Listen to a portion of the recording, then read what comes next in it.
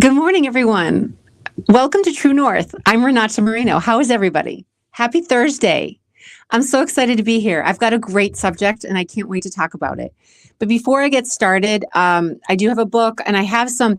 I feel like I'm QVC, but this subject, this topic for today, episode 20 actually, is on women's sexiness and career.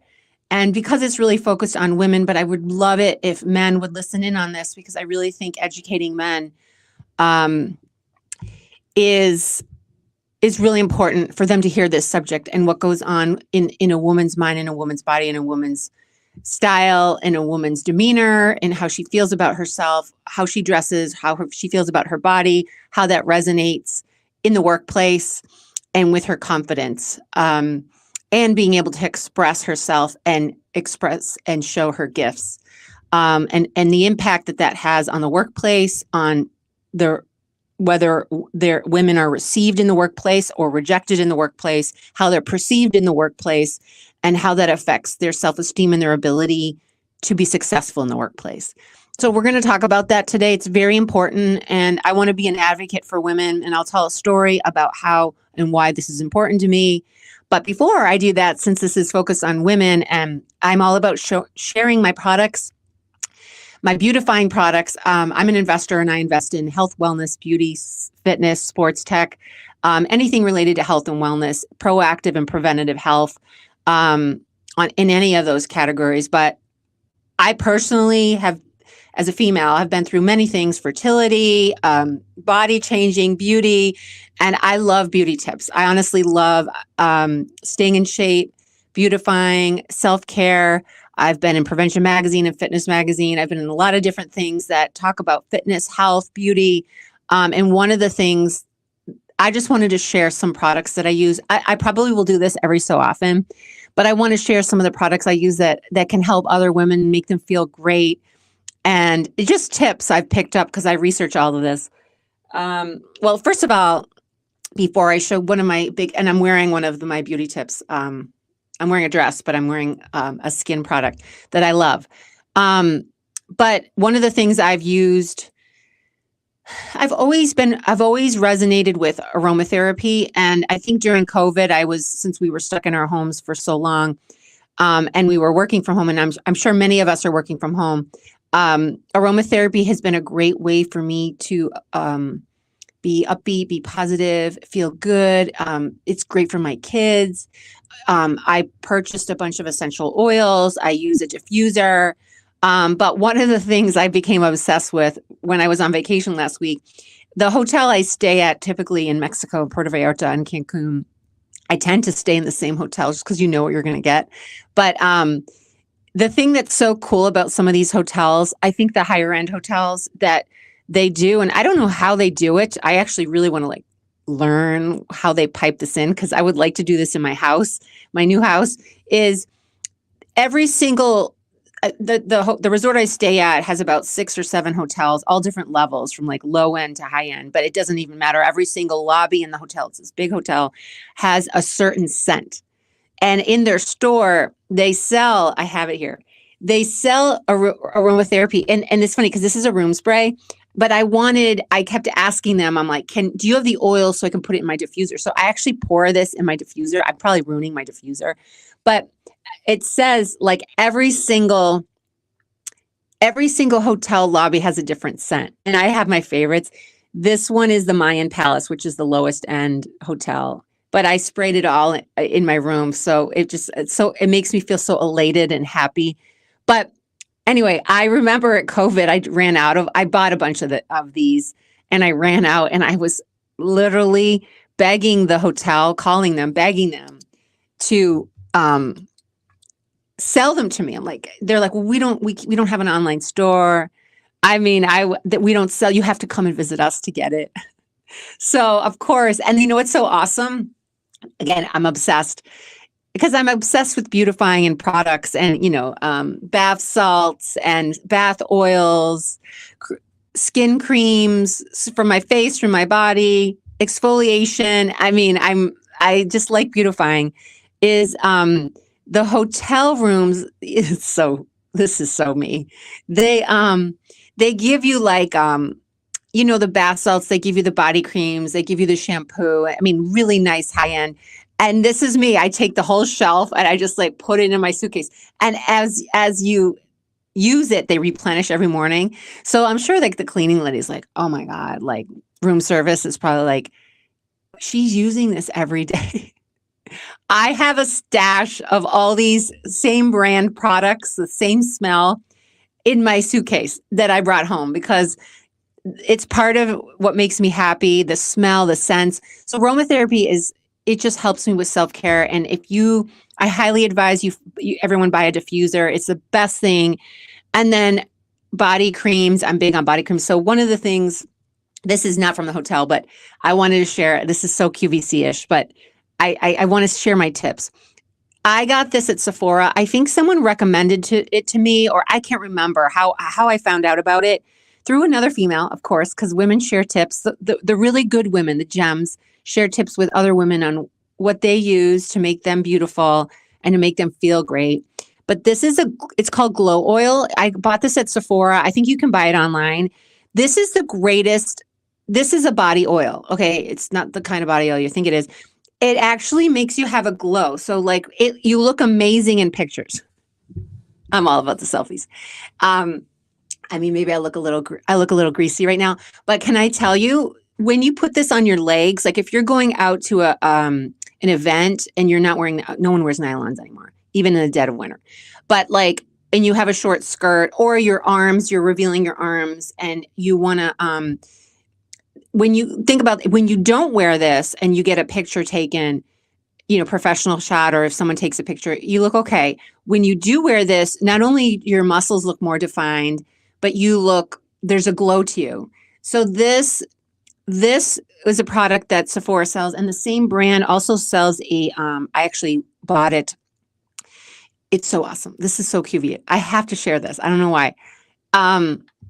They sell a suntan lotion that has like a shimmer in it.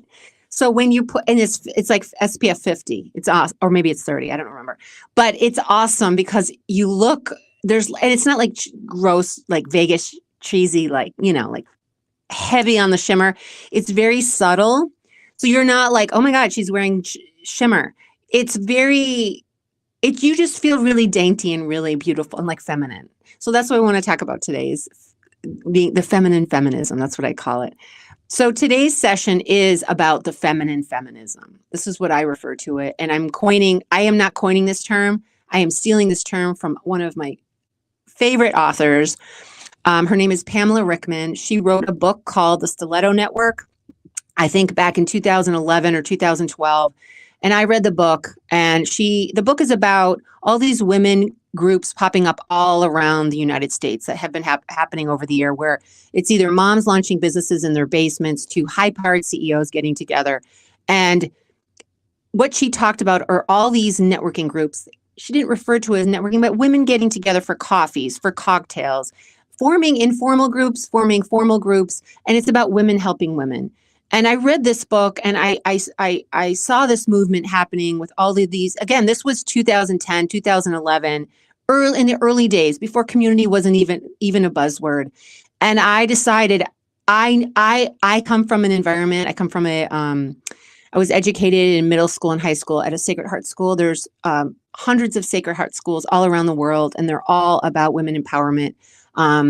In every city in the US and practically every country, but it's a global network. I'm part of that global network, and it's all about women empowerment, girl power, and teaching girls and women, young women, independence, confidence, and supporting each other. They really emphasize women supporting other women.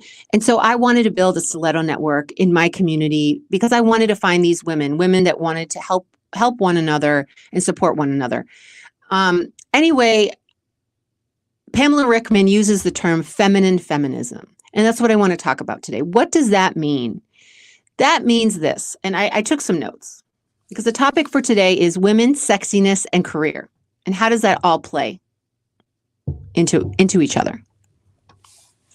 So this morning I took some notes so I can convey this and articulate this accurately. So let's just talk about style.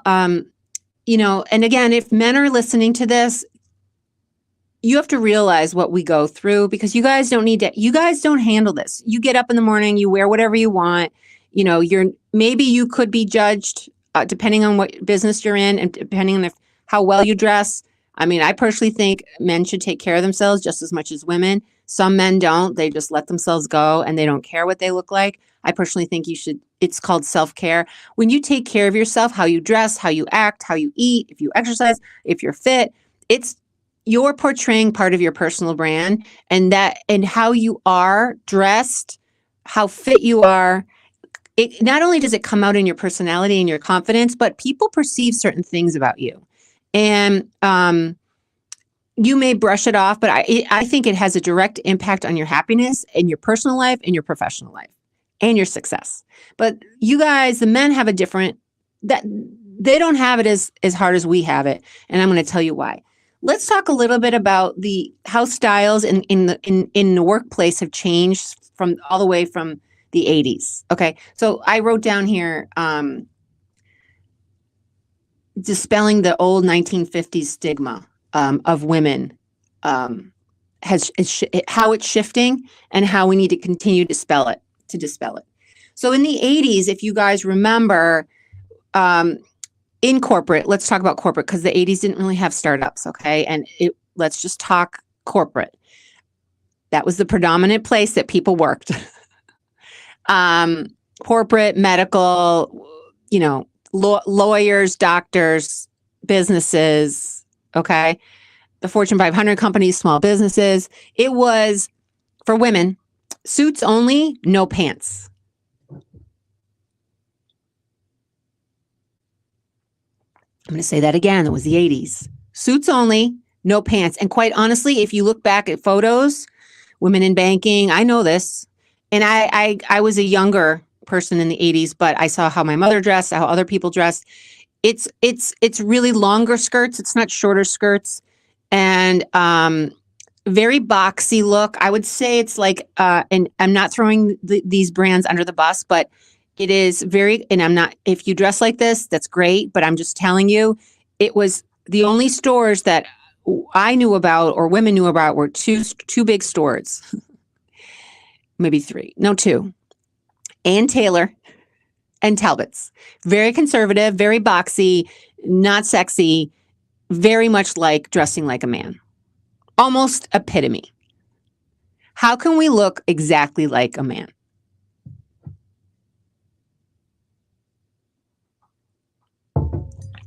So let's talk about the 90s.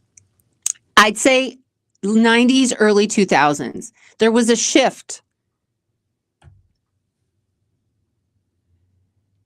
Business casual came on the scene. Business casual. Again, I'm not talking about startups yet. I'm talking about legal field, hospital, medical, corporate, in business. Okay. This is 90s and early 2000s. So women finally could start wearing pants.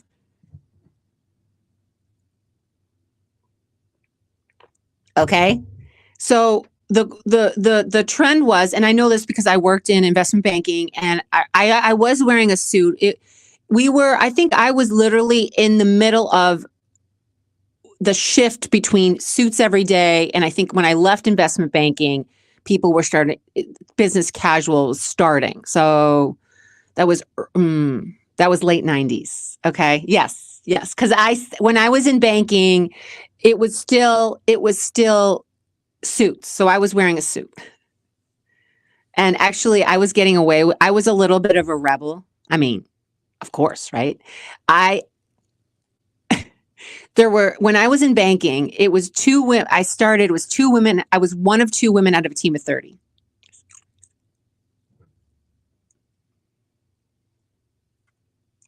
The other woman was very conservative. I think she kind of wore those Talbots. And I was, of course, Renata wears BB. I go to BB. If anyone knows what BB was, the cut of BB back when they launched, and now I don't know if they're out of business, but that brand really shifted their style, and also the quality of the material has gone downhill. But when they first came out, I think they were trying to improve their margins, so they probably shifted a lot of their quality, which that's the problem when you grow too fast.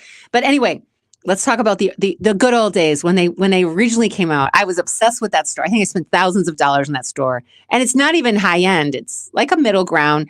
But I remember they had very short skirts, very short. And I know the sizes, I always had to go up in a size because they were always tiny. I don't know if was it a UK brand, or usually the European brands are a lot smaller. So you always have to go up one or two sizes, but I didn't even care. I'm like, this style is my style. Short skirts, and the suits they cut in. So instead of being a boxy, they really showed my curves, because I'm Latina and I have beautiful curves, and I'm like proud of my curves. And I think I look sexy and great in my curves, and I'm proud of my body. And at the time, I was 20, 23, 24, and and they had different colors. I think I had a baby blue suit and then I wore big heels. Actually, no, I didn't wear, at the time, they didn't have like the big, 3 or 4 inch heels. I wore conservative heels. I think I wore conservative shoes, because when I was in investment banking, I was running the halls in these shoes with my short skirt, and just a regular normal shirt underneath, a collared shirt. But I loved my outfits. I think I was the talk of the office, of course, right? But I didn't care, because I was happy. And it was professional, but it was just showing more curves. And then there was another outfit that I had, which was it was a BB outfit. No, was it? Yeah, it was. Gosh, they were really cutting edge back then. That was like 1997. Oh my God. And some of you it's outdated, but how excited I am about my dog is barking. So this skirt, it was a long skirt. Okay. And it was not a straight skirt, but it really hugged. It went from my waist and it hugged my butt, and it went almost like a mermaid, in and then out. It was the most gorgeous. So it was like a peach. I'm trying to think, like a beautiful orangey peach. Like hold on, let me look. Some of you men, if you're listening, you don't care about this, but it was like this color. Can you see this color? It was a beautiful, happy spring-like peach color. It was one of my favorite suits. I think I was living at home. I wonder if anyone remembers this suit. I think, and I remember there were certain guys in the office were like, when are you going to wear that suit again?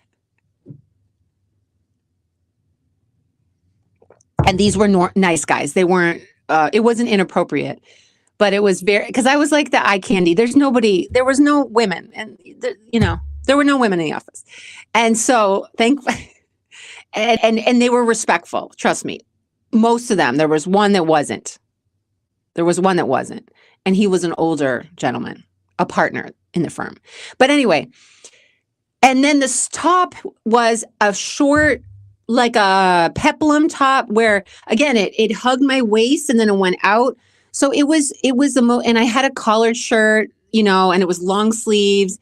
I wasn't showing any skin. It just showed the curves of my body. And I have always been curvy and tiny, and just proud of my body and proud of how I look, and professional.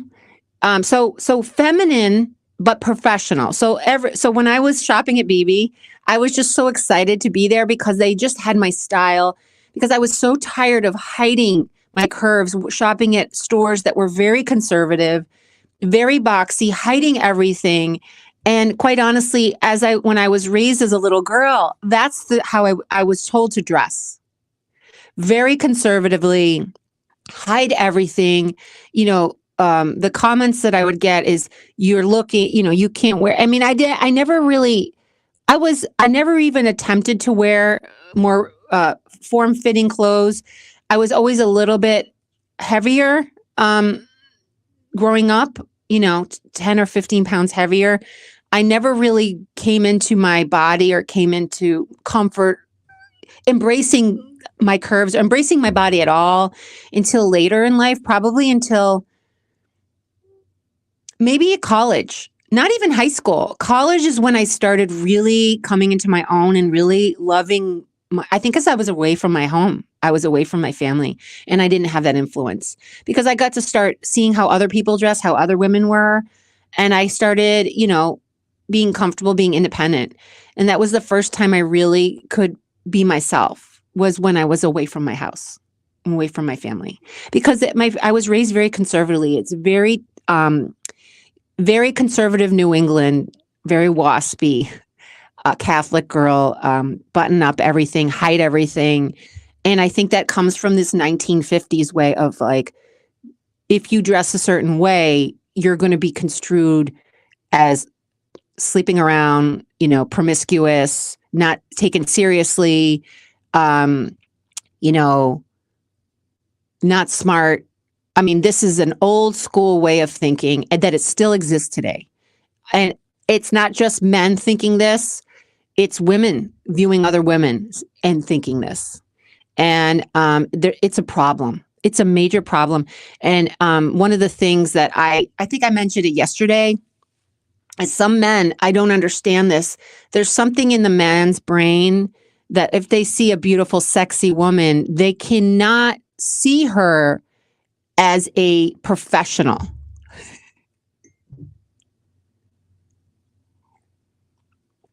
And God forbid a beautiful, sexy woman with a gorgeous body and a beautiful face and gorgeous hair. God forbid she's smarter than you. It's very intimidating to men. It's very intimidating to men. And it's a problem. It's a major problem because that holds women back from actually, getting funding, advancing in their career. And so women alter their style to be able to be accepted, to be able to get the job offer, to be able to get the funding that they want. They change, not only they change the way they change their demeanor, they change how they react. They change a lot to be accepted so they can advance in their career. So a lot of women have lived their entire lives not expressing themselves through what they look like, what they wear, how they act, because of the barriers and the stigma that's out there, based on old school thinking, based on the way men's mind, most, not all, most men's minds are programmed. So what can we do as women to push through that? And it's funny, last night I was at an event. It was a women in tech event. And there was I wanted to get on the panel, but it was full. But there was a panel of venture capital, female and female founders. And I actually raised my hand when they had Q&A and asked about, after they discussed kind of getting into venture capital or pitching to VCs, there really was no discussion at all about the fact that 90% of venture capital is male. And so I asked the question because I've experienced this numerous times. And so have my fellow Blazing Babe female founders, is pitching to all men. Doesn't matter if they're white, they're black, they're brown, all men. We are either mansplained or, when they're asking us questions and we have an intern who's a male and we're the founder, they're posing most of the questions to the male intern. And so I asked the question, how have you handled this? Whether you're in venture and you're a fund manager or whether you're a female founder. And it was a really interesting discussion. But a lot of it has to do with preconceived notions. And I do believe one of the women, she's amazing. Was from the, I think, the Israeli army. And she's a founder. She's also a Booth MBA, or was a Booth MBA. She's amazing. She's like, you know what? Not everyone, we're not here to get everyone to like us. So her attitude, and I wholeheartedly believe, and that's why it's much harder for us to get funding. That's why it's much harder for us to raise capital for our funds, is because the majority of men out there, and I would say the majority of men cannot take us seriously. If we want to be ourselves, dress like how we are, be sexy, be that feminism, we're going to get a lot of no's. And so we have to be okay with, okay, you're not for me, then I'm going to move on. It just takes us that much longer.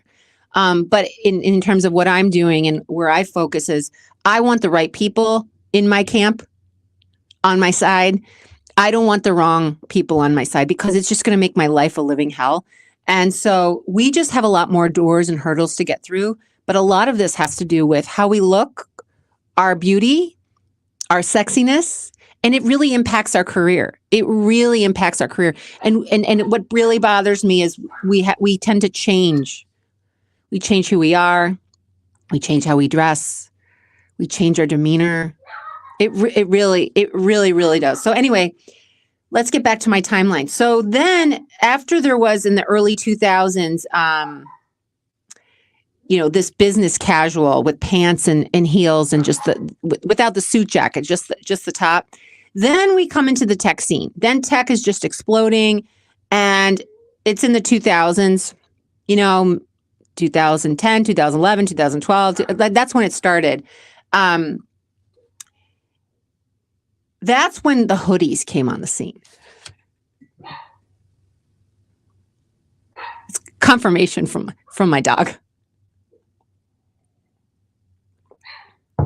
Sorry about my high maintenance dog. Okay. She's gonna bark the whole time. So the hoodies and the jeans came on the scene. Minimal women were wearing hoodies. Hoodies is because tech was all guys. It still is. It's getting better, but it's not good enough. And so, so I would say women execs in tech were not wearing hoodies. They're still not wearing hoodies. They are not wearing hoodies. So what are they wearing? So I think, and then now I want to shift over to another topic that relates.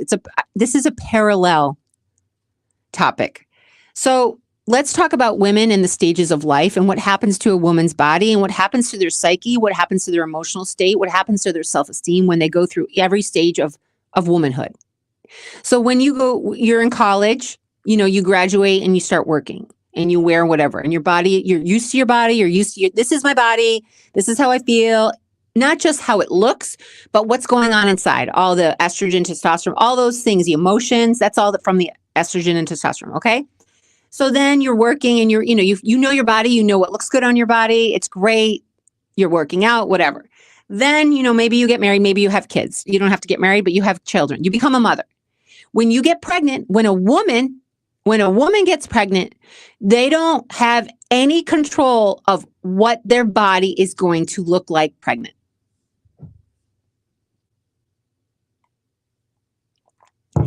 You see pictures of these women with just the basketballs and they're like models. Like, you don't know. And you don't have to be a model just to have the basketball. Like, you think in your mind that you're just going to have this like bump and then your body is still going to look the same. That may be for some, but you don't know. Some women expand this way and this way.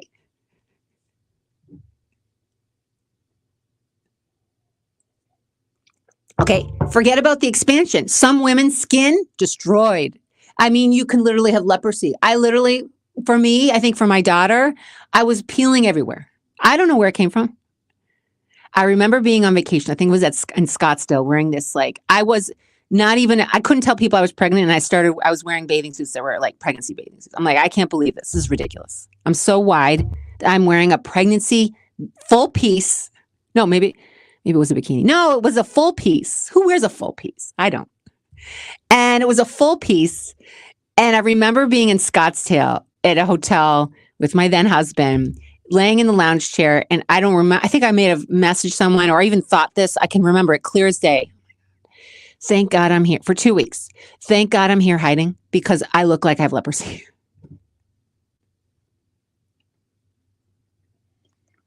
And I was pregnant with baby number 1. I had gone through so much fertility drugs that it destroyed. And then forget about like the leprosy and like how chubby I was. And I wasn't even 3 months. I mean, I look like, the Michelin man with leprosy.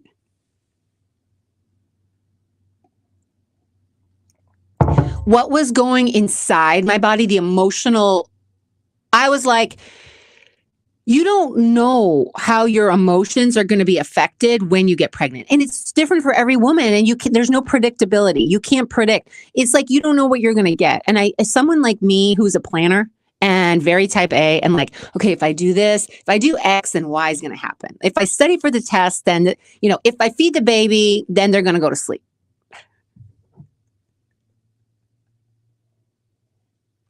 It doesn't work that way.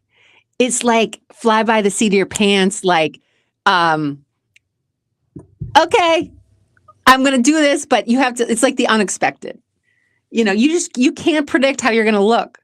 Oh my God. And can I tell you, that's why these pregnancy retail companies can charge so much. Can I tell you how much money I spent? And my former mother-in-law was very generous. She bought me so many clothes. She is a really good person, was and is a really good person. And she loved me, and I'm sure she still does, but she was probably one of the best people in the world.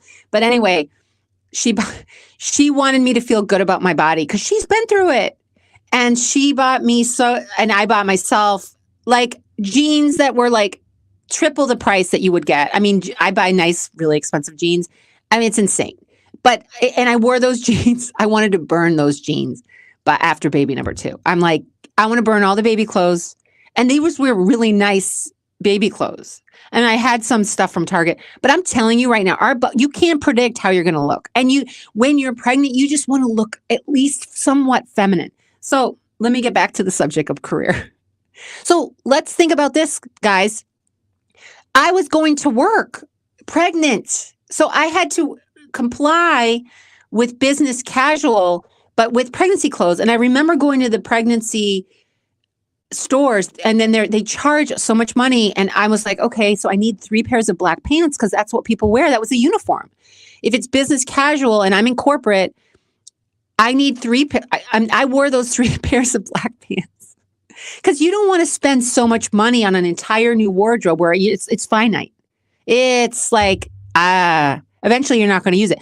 So I'd rather have I remember spending so much money on the pants that go under your belly, and then there's like a stretchy thing that goes over it. Oh, gross. And I was looking at some celebrities who had some high-end stuff. I'm like, I don't care. I'm buying whatever she has because it looks good on her. And I would try it on, look terrible on me. I mean, it's a pain point. It's a major pain point, but it's finite. It's finite. So they charge all these the margins are probably insane. They have to. It's crazy. So think about me going to corporate. I'm like, what kind of shirt? I mean, people like theirs were not on the same like big pregnancy shirt, blue, New York investment banking shirt. Oxford. And let's not forget about how your shoe size goes up a size.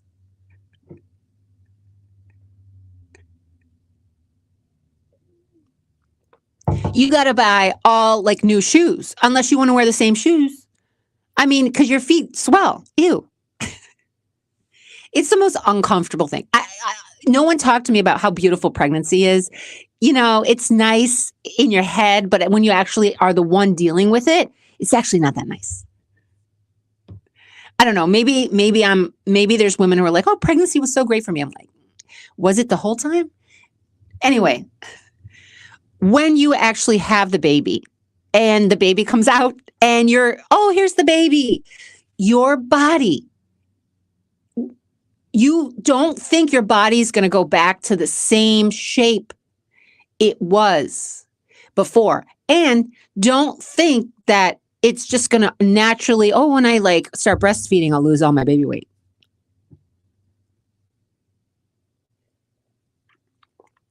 It takes a hell of a long time and hard double, triple, quadruple work to get your body as a post-pregnancy mother back to what it was, if not better, than when you were in your 20s.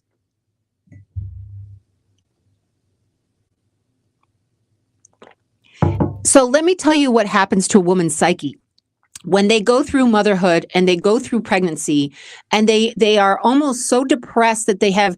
So when you're not pregnant, when you're a regular person, a regular woman or a man, if you eat healthy and exercise, you have some level of control over what your body looks like. If you eat all these pizzas and drink and do drugs and whatever, you're going to be fat and you're going to be out of shape. But you have control over stopping that, right? When you are pregnant and you're still eating healthy, you are still gaining weight and your body is morphing into a shape that you have no control over. So the stress level and the letting go of that and just focusing mentally and emotionally on the health of the baby and your health, it is a mental shift that a woman goes through when they are pregnant. So think about this. After the baby, and once you're allowed to start exercising and taking care, first of all, your body is changing internally, like the emotions, the estrogen, the testosterone after the baby's born. And it takes time for that. So you're still kind of, and your cravings, and getting back on a discipline routine takes time. And half the time you're sleep deprived because you're taking care of this baby and you really can't exercise. And by the way, I don't know if your husband will look at you the same.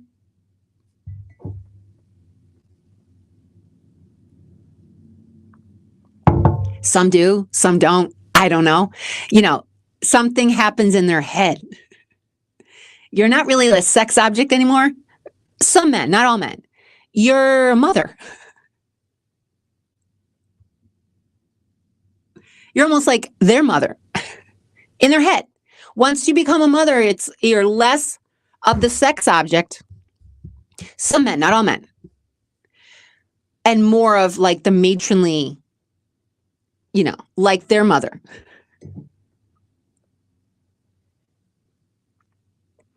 So what happens to us, okay, is we work hard, whether we're working in corporate, whatever. I'm going to relate this to our bodies and how we feel about ourselves.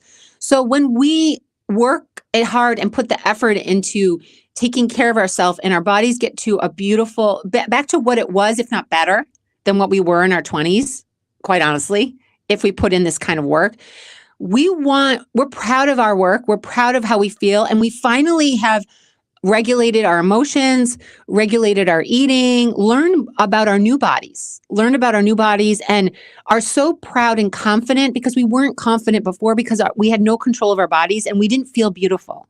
I mean, maybe we did once we got to a mental state is this, like, I am birthing this baby. It's less about me and how I look. It's more about health of the baby. And we were able to get to a sense of place of peace around that, but it's really hard for us. So when we mentally and emotionally and physically get back to a place of, wow, we're actually beautiful and look at our bodies and look how amazing it is. We want to shine. And so we don't want to hide our bodies. We don't want to wear a muumuu dress. We don't want to button up and hide. We want to express ourselves because we have this level of confidence. And if you really research women's psyche and women's emotional states, when they feel beautiful, when they're wearing lingerie, when they're like underneath their clothes, when they're wearing stilettos, when they're wearing perfume, when they're wearing makeup. Yesterday, I was pumping gas in a pink suit with a beautiful scarf and a jacket. I was going to an event with pink heels, matching pink heels, suede pink heels. And there was a truck across the other pump. And there was a woman, she was probably 25 or 26 in a sweatshirt. It was early. No, it was probably around 3. And she was putting gas in her thing. And she's like, "You look so beautiful today." That's what she said to me. She said, "I wish I could dress up, but I'm in construction." And I said, "You can dress up. You can go out at night. You can just, you should do that." And she's like, "Yeah, I know I should. It always makes me feel so good." This is the thing about women, guys. Women, when we beautify, when we feel good about our bodies, when we dress and we show our curves and it's the feminine feminism, we're so much more confident in ourselves. We feel so elated and so, who was it I was talking to? When we wear sexy lingerie underneath a suit and nobody knows what we're wearing. We know, you know how much more confident we are because we know it has nothing to do with the other person. Who cares? It's about us.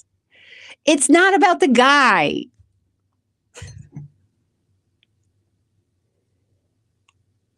It's about us and how we feel. It's not about the guy.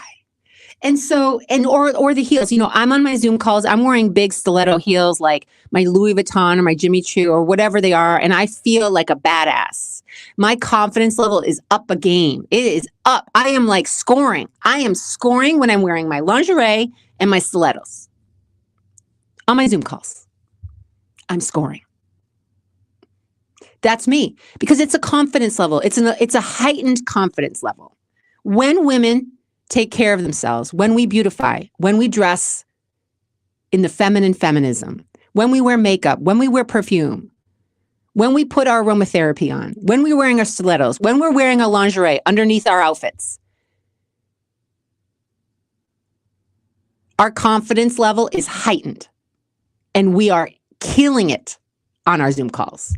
We are killing it in the conference meetings. We are killing it in our pitches. Killing it. This is called the feminine feminism. And this is where women are today. And this is where society needs to get on board and support women in whatever we wear and however we dress. And let me say, I did put down here, where was it?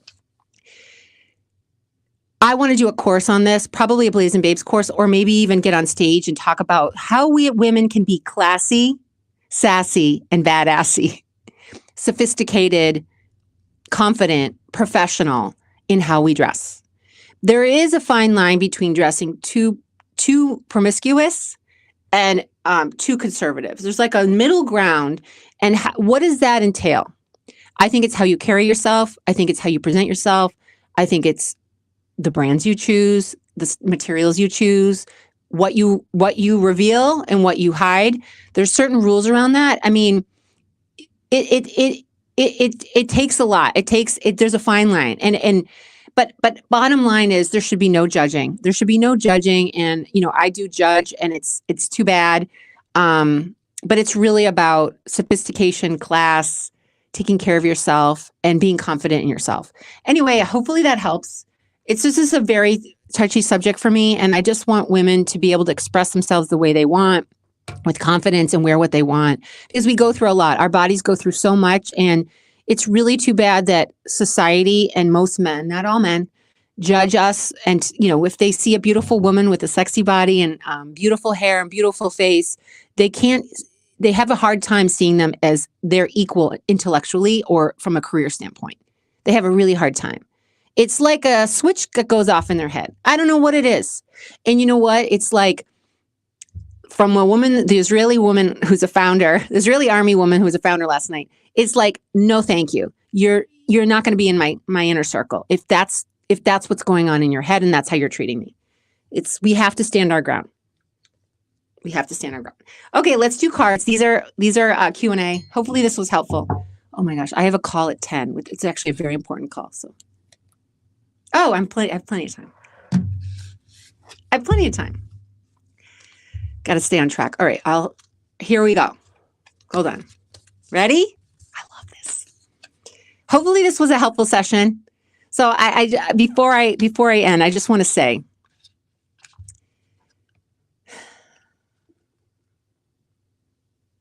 I really want women to be able to be confident and dress how they want.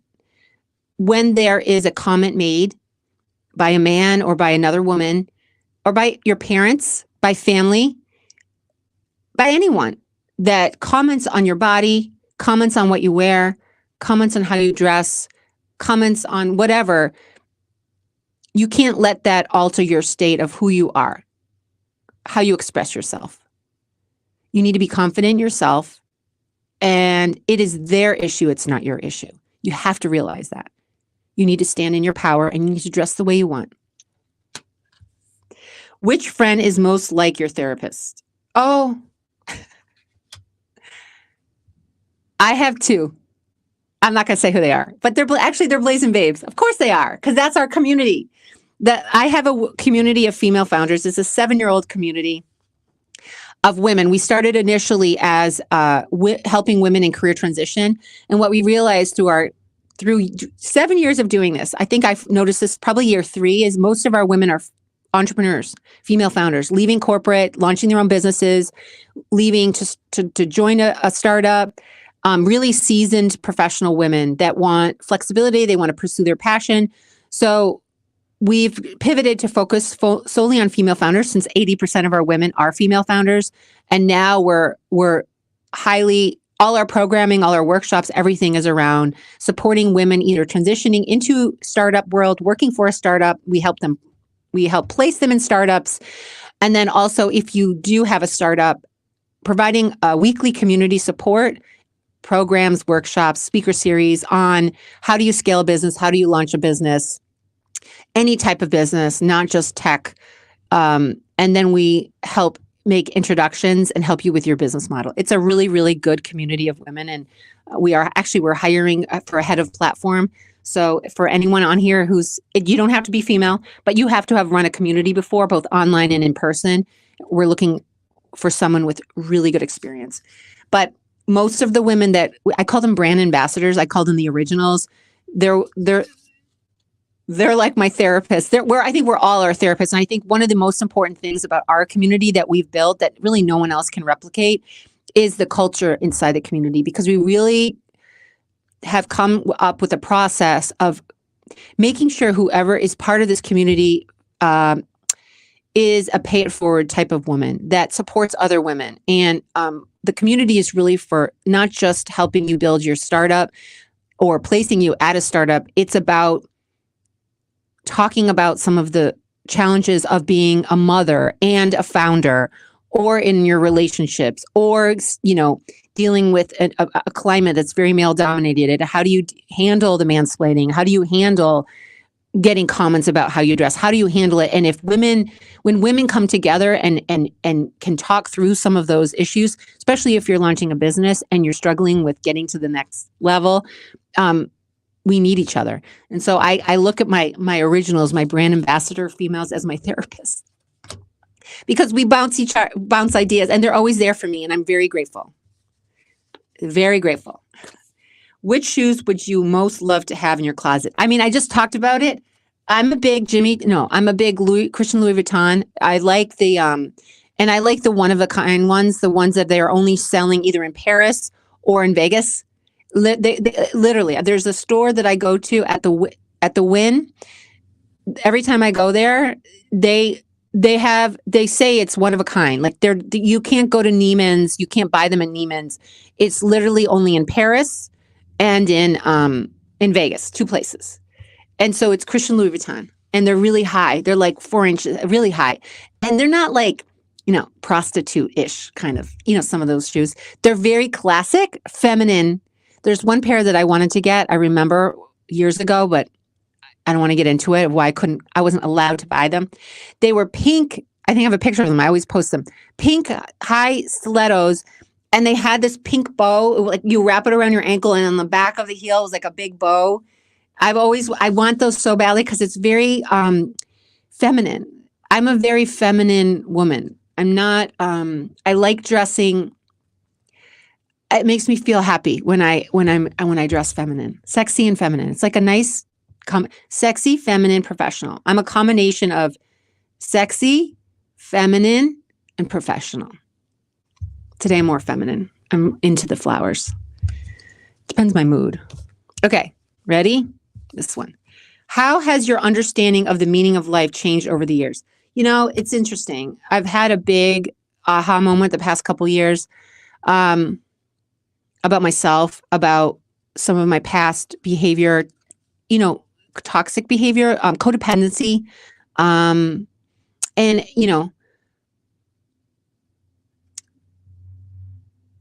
the meaning of life. I know what my mission is. I know what my purpose is, and nothing and no one will stop me from pursuing my purpose. It's really to support women and both entrepreneurs to pursue their career dreams, which is entrepreneurship, and also to be a role model and example for the younger women coming through the pipeline, and really to pave the way and bring women along who want to get into the field that I'm in, to really speak my truth and to share my story, to empower other women to overcome obstacles. That's why I'm doing this, both for men and women, because men go through it too. But it's really to be brave and to show other women that we can be brave to be ourselves, and really to pave the way, but to surround myself with other like-minded women and men who share the same sentiment and want to support me, and I want to support them. To show my kids how I've gotten out of my situation, and be a role model for them, so that when they are older, they remember what their mother did to get to where she is. And if I'm going to start crying, if we can be a role model for our children and for others and stand in our truth, even when it's really hard, even when our emotions take over, it's really powerful. It's really, really powerful. So the meaning of life, I think just really knowing my purpose. And that's why I'm doing this, because I want other people to do the same. I want to show people how to find out what your purpose is and how to pursue it and how to overcome adversity and some of the challenges that we face in life. What was the most ridiculous fashion trend you've ever followed? Oh my God. Speaking of this, see, we're talking about fashion. Oh my God. When I was in 6th grade, I had a Barracuda jacket. Do you guys remember what a Barracuda jacket is? I was obsessed with I had Michael Jackson pins all over my jacket. And I had those Madonna bracelets, those rubber those rubber Madonna bracelets. You know what I'm talking about? I think they still have it. I had all like black. I think I had different colors, but it was all black. The rubber ones. And then you know what I also had? I had friendship beads on my shoes, on my sneakers. Oh, and can I tell you what else I had? This is the 80s. I had the barrettes. You know those so preppy. You know those barrettes with the it's not yarn, but it's a silk string and it goes down. Like you braid, it's like those metal barrettes. You can like braid the silk, whatever it was called, ribbons. And then it would I'd have it like pinned and then it would go down. Gosh, I actually would wear that now. I swear to God, I would wear that. Can you believe these fashion trends? That was me. Barracuda jacket with Michael Jackson pins, friendship beads, the Madonna bracelets, and those hair thingies. Oh my God. Oh my, by the way, 90s. Okay, let me just say one thing about Cavaricci jeans and pegging them at the bottom. Please.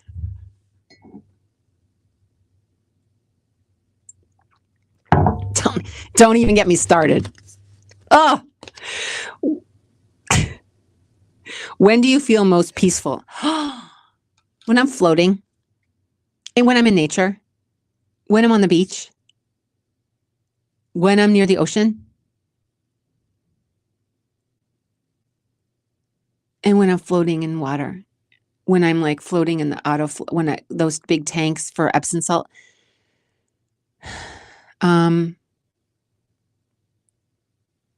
When I'm in my flow, when I'm with women, like last night when I was with a bunch of women. Oh my God. When I'm with all my blazing babes and I'm doing events, I get so much inspiration from them and I'm at peace. I'm where I need to be. I'm going to start crying. When I'm surrounded by people who are, oh my God. When I'm surrounded by people who support me and who love me for me and show me that.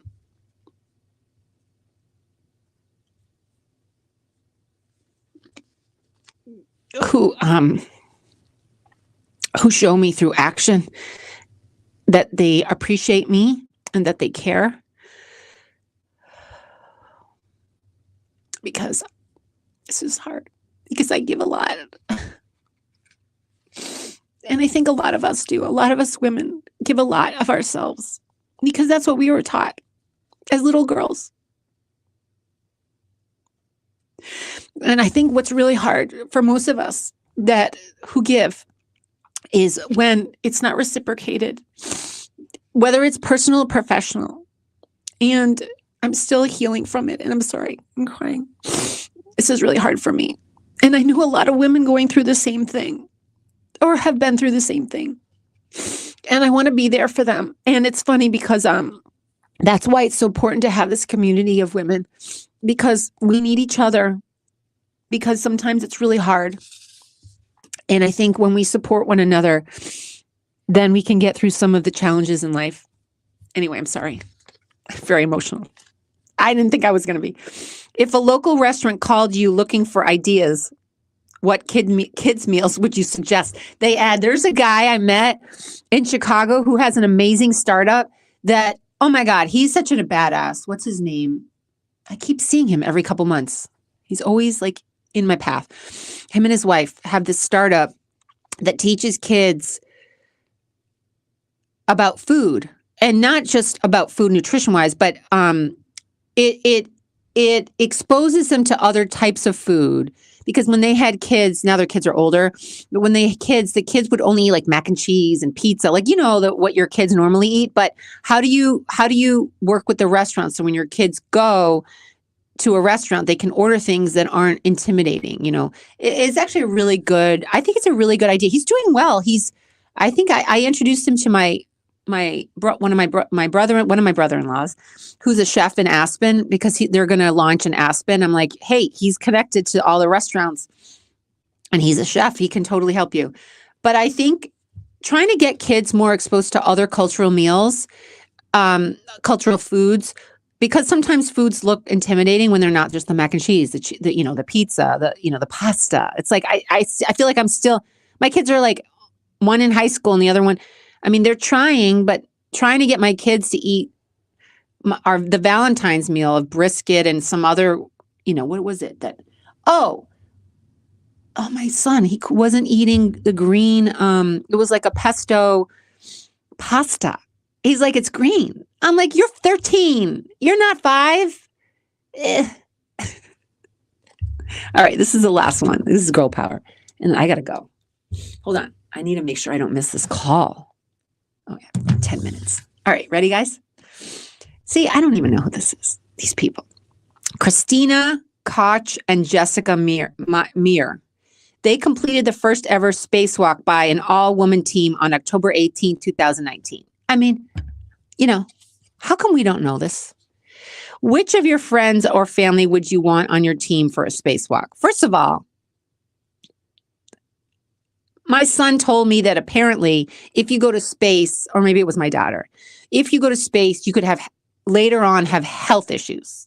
That freaks me out. I want to do a little bit of research before I even attempt to even consider going to space, because I'm all about proactive and preventative health.